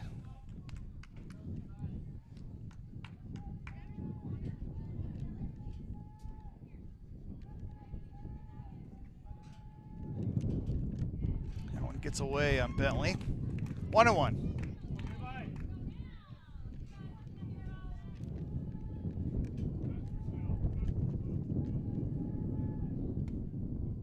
Just misses the outside edge. 2-1.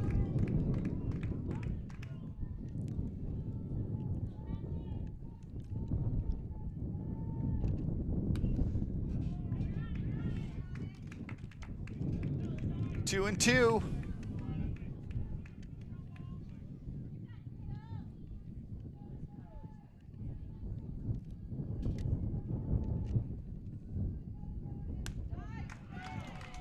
And he punches him out for a strikeout. Out number one is done.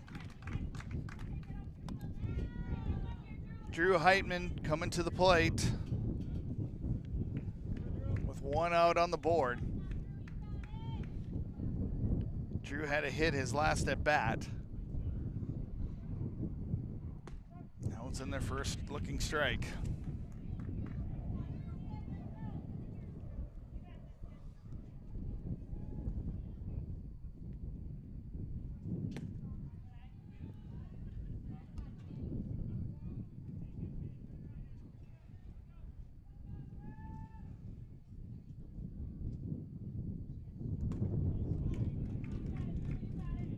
Ball, 2 strikes.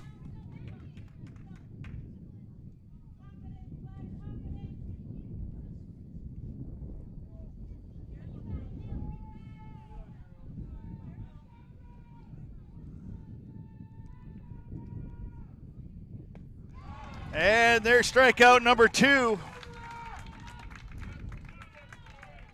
Down to their last out, Henry Kilker. Got that hit out into right field his last at bat.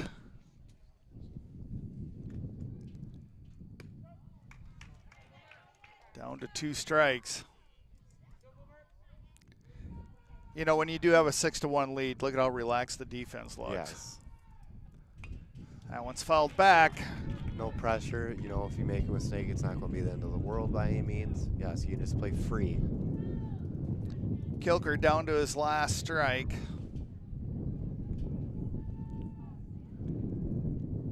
Whoa, that one gets away on Bentley. Good job by Kilker to get out of the way. 1 ball, 2 strikes.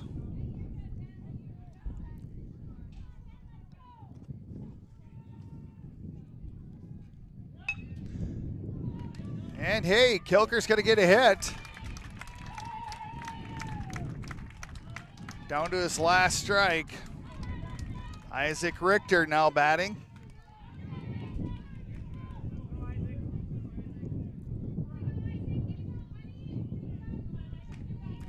Two outs, 1 runner on. Fouled.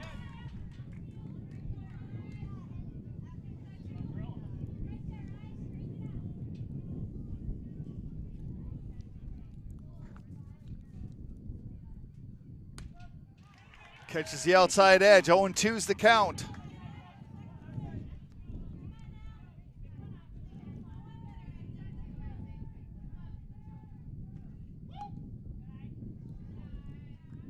One and two.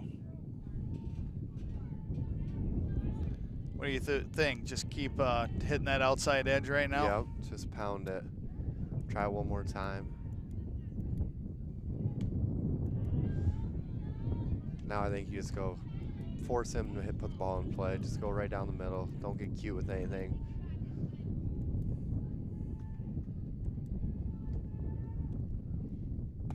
Swung on and missed, and Tri-Valley is your champion of the champions.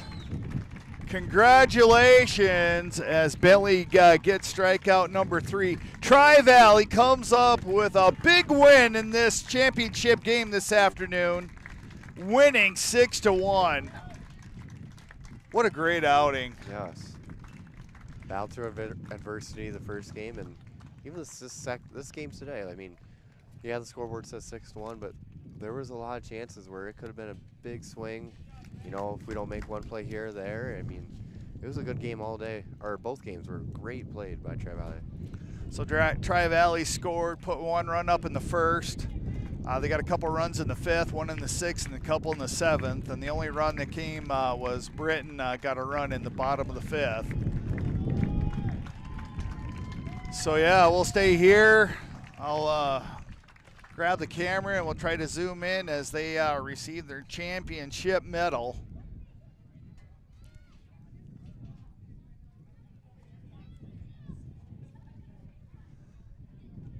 We so appreciate everybody hanging with us this afternoon with Big Sioux Media.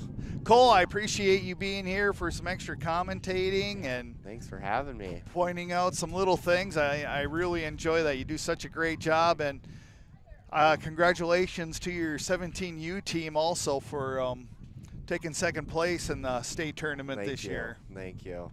It's a great group of boys. I mean, Tri-Valley baseball is up on the up and up. I mean, every age division.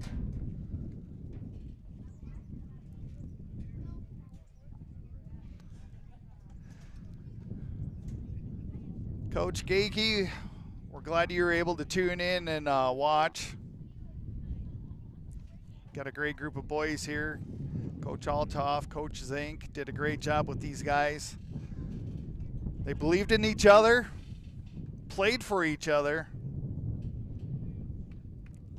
Winning one of Tri-Valley's first state tournaments that I can remember of. And then coming here and having like the champions of the champions, coming out on top with a big 6-1 win over the Britton Lumberjacks. Thank you, parents, also for sitting in the stands through a lot of games this summer. Running kids to a lot of different practices.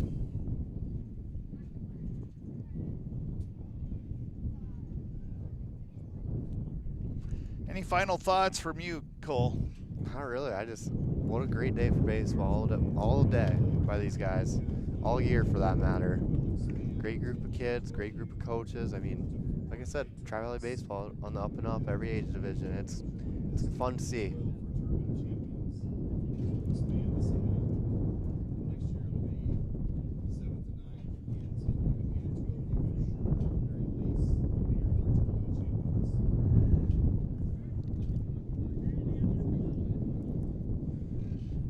We'll get one last shot here of a few pictures with these champions of the champions tournament.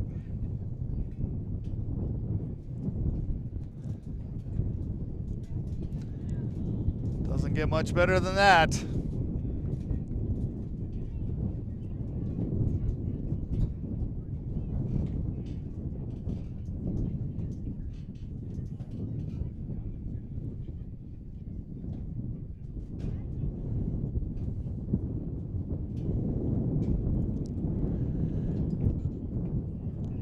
All right, with that, Cole, again, thank you so much for helping out this afternoon. This is Deron Ruesch, wishing everybody a good rest of your weekend. Mustangs come up big as they are the champions of the VFW Champions Tournament, winning 6-1 over the Britton Lumberjacks. Big Sioux Media is going to be back in action. We got Mustang volleyball and football coming up yet this fall. That's just a couple weeks away, so looking forward to that. Great new season. Coach Ritter with volleyball being in her 2nd season. And we'll see where the Mustang varsity teams take us on this new school year. Have a great school year, everybody, and we will see you in a couple of weeks.